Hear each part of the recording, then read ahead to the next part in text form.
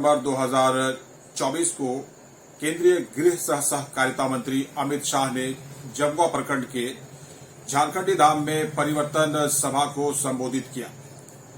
केंद्रीय मंत्री को सुनने के लिए पूरे जमुआ प्रखंड और गिरिडीह जिले से हजारों हजार की संख्या में भाजपा के कार्यकर्ता और नेता एकत्रित हुए।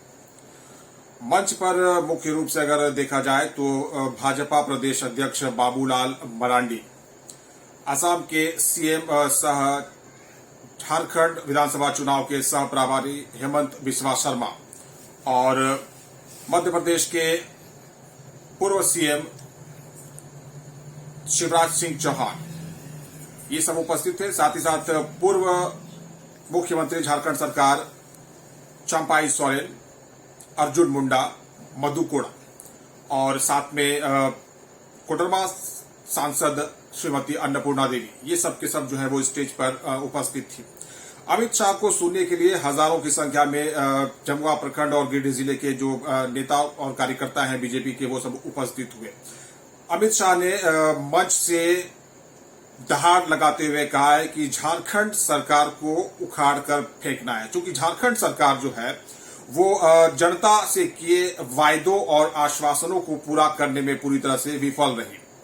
साथ ही साथ एक बहुत बड़े बात को उन्होंने कहा है वो कि अगर झारखंड में भाजपा की सरकार बनती है तो जो घुसपैठ हो रहा है बांग्लादेशी रोहिंग्या लोगों का, उन लोगों के घुसपैठ को पूरी तरह से बंद होगा। और एक बहुत बड़ी बात उन्होंने कल कह दी कि अगर भाजपा की सरकार झारखंड में बनती है तो एनआरसी जो है वो झारखंड में लगाया जाएगा। मोदी और शाह की जो जोड़ी है वो फिलहाल पूरे देश में बहुत ही चर्चित है और हर जगह चर्चा का विषय है। लेकिन अगर मुख्य रूप से देखा जाए तो झारखंड प्रदेश में बीजेपी ने पूरी तरह से बड़े बड़े जो केंद्रीय मंत्री हैं उन लोगों का लगातार दौरा हो रहा है और भ्रमण हो रहा है, जिसको लेकर झारखंड की जो सियासत है वो पूरी तरह से गर्म हो गई है। लेकिन इसके विपरीत अगर देखा जाए तो मुख्यमंत्री हेमंत सोरेन भी आए दिन, लगभग हर दिन झारखंड के अलग अलग जिलों में सभाओं को संबोधित कर रहे हैं और भाजपा की जो केंद्र में सरकार है उसके विरुद्ध हमलावर हैं। और अकेले अगर देखा जाए तो पूरी तरह से ये डट कर मुस्तैदी के साथ बीजेपी के सवालों का जवाब दे रहे हैं और अपने सरकार की उपलब्धियों को भी गिना रहे हैं।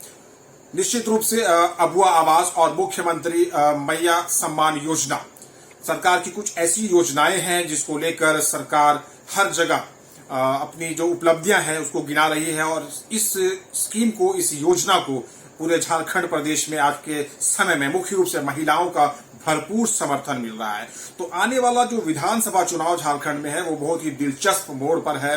देखना होगा कि झारखंड की जनता का मूड और मिजाज क्या है। क्या बीजेपी के जो नेता हैं, शीर्ष नेता जो हैं, वो हेमंत सोरेन का जो रथ है उसे रोक पाते हैं, या फिर हेमंत सोरेन जो है अपने द्वारा किए गए कार्यों के आधार पर और जो स्कीम्स और जो योजनाएं झारखंड वासियों के लिए उन्होंने लाया है उसके आधार पर एक बार फिर से अपनी सरकार को बनाने में सफल होता है। ये देखना काफी दिलचस्प होगा। फिलहाल आप हमारे साथ बने रहिए, झारखंड प्रदेश की तमाम छोटी बड़ी खबरों से आपको रूबरू करवाते रहेंगे। धन्यवाद।